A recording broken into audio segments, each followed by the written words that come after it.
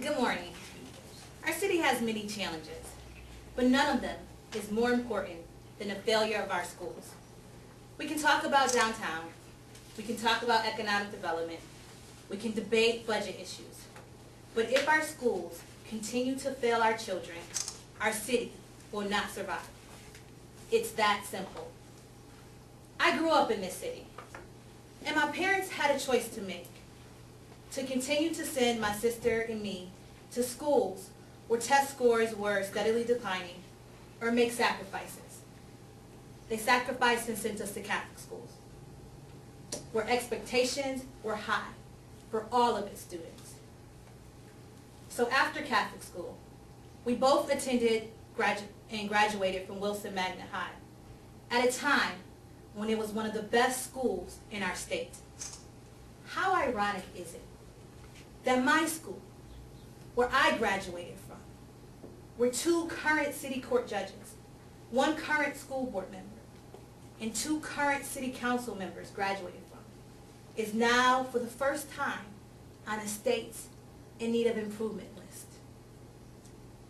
Recently, Heidi Zimmermeyer, president of the Downtown Development Corp, said in a recent article, the next mayor has to start creating an environment where middle-class people move back into the city.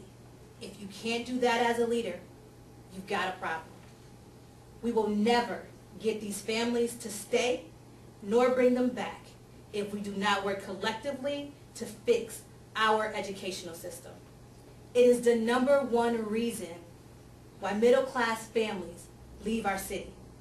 They will not risk sending their child to a school system with so many profound failings, where only 8 of the 62 schools are in good standing. They will continue to flee to the suburbs.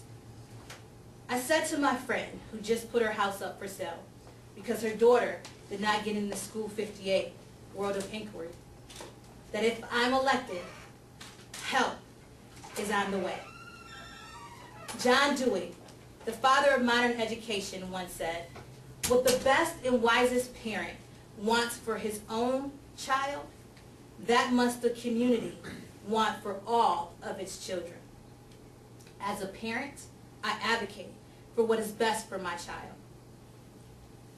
The next mayor, if I am honored, I will put the full power of the mayor's office behind an education agenda for all of Rochester's children and families, not just the ones in the city school district.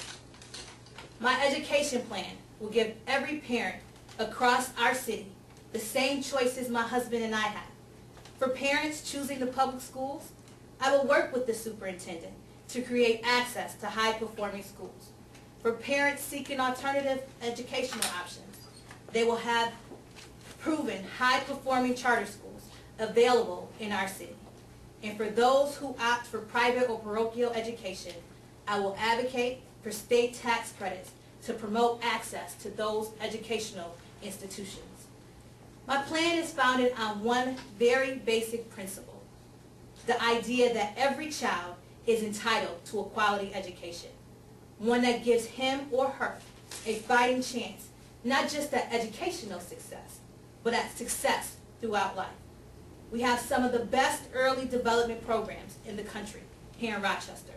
We have some of the most knowledgeable experts in education here.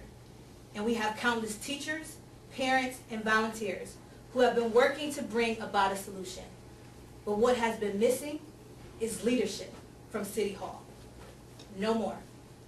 This parent is ready to lead.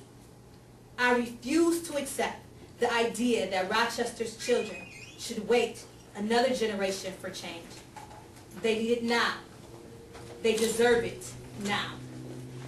My plan includes a new Beacon Schools program where City Hall will work to ensure that every child begins school ready to learn and that their schools have the necessary services to support them along the way.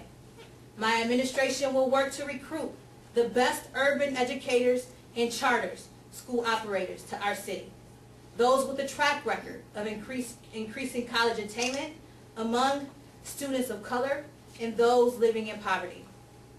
We will work with industry and our local higher education institutions to connect Rochester students with meaningful college internships and work-based learning opportunities to help them envision and prepare for a future as productive citizens. Most importantly, we will work with our parents to empower them and our students and educators with critical information and powerful tools to help our children navigate that successful path to college or career. So, I know many of you have some questions, but let me help you along the way. You may ask, first, where will the money come from? Well, to be honest, we'll have to redirect some city funds. We will have to pursue new public funding sources and create private-public partnerships. The old days of simply asking for money are over. The public funding paradigm is changing. It's increasingly performance-based, targeted innovative programs, and requires collaboration across multiple agencies. Until today, Rochester didn't have a citywide plan for new funding for this new funding environment and have missed out on millions in federal education grants like the Invest in Innovative Fund, I-3, and the Charter Replication Fund, the governor's initiatives to expand access to high-quality pre-K programs, longer school days, and community schools offer potential new funding for Rochester's children, but only if we start thinking about the education of our children differently. We have to start breaking down the silos and working together. Another question you may ask, does this plan disinvest in the city school district? My plan will not compete with the district. It will supplement the district's efforts to improve education and also give parents who cannot afford a private school education for their child a high-quality choice. But let's be clear, the funding does not belong to the bureaucracy. It belongs to the child. And the child's parent should be the one to choose the best school, not the bureaucracy. I happen to believe that Superintendent Vargas is on the right track. But if we leave it to the district to improve the public education system on its own, it will take 20 years. Parents need better choices today. Lastly, you may ask, but aren't charter schools failing urban children just like public schools?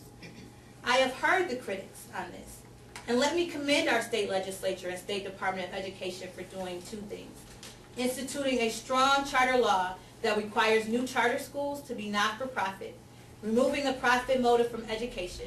Second, the law sets a high bar to get a charter and has a tough reauthorization process that does not allow charter schools that are failing New York's children to stay open for extended periods of time. I've included data on charter school performance in your packet. And as you can see, across the state, charters are dramatically outperforming traditional public schools in every high-need demographic, Black and Hispanic, limited English, poverty, special education. Charters are outperforming statewide averages that include not just urban districts, but high-performing affluent districts as well. Our children did not choose their parents or their economic situation. Adults made those decisions for them. I am willing to expend my political capital because I believe our children deserve better. I am inviting the community to join with me in elevating this conversation because the children of Rochester are the responsibility of all of us.